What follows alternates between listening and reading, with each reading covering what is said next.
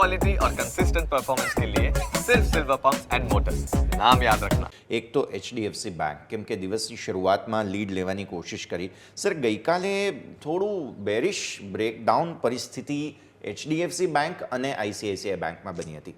Story એ છે sir, 19 એપ્રિલે બંને બેંક્સ શનિવારે પરિણામો પોસ્ટ કરશે, રવિવાર અને પછી સોમવાર બંને બેંક એક સાથે પરિણામ પોસ્ટ કરવાના છે સર 19 એપ્રિલે. એટલે 21 એપ્રિલ બેંક નિફ્ટી માટે બહુ મહત્વનો દિવસ હશે અને 24 એપ્રિલે તો મંથલી એક્સપાયરી છે.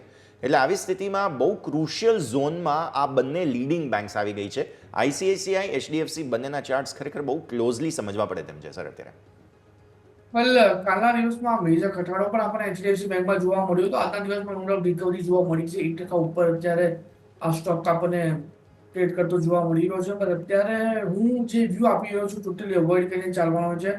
યસ, કેમ કે અત્યારે અધ વચ્ચે આ સ્ટોક ટ્રેડ કરી રહ્યો છે. મતલબ કોઈ ક્લિયર ડાયરેક્શન અત્યારે હાલ પૂરતી આ સ્ટોકમાં નથી જોવા મળી રહી. હા, હું એટલું જલ્દી કહીશ કે જો નીચે કાઉન્ટર 1730 પાસે આવે છે તો એ લેવલ પર તમે ખરીદારી કરીને ચાલી શકો છો.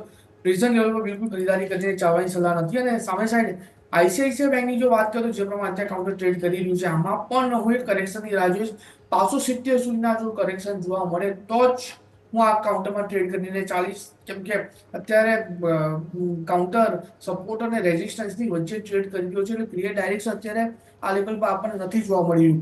તો 270 જો આ કરેક્શનમાં આપણને જોવા મળે તો જ તમે બાય કરીને ચાલો, નહીં તો અવોઇડ કરીને ચાલવાની સલાહ રહેશે. ઓકે, ઓવરઓલ આપણે વાત થઈ ICICI બેંક અને HDFC બેંક ઉપર.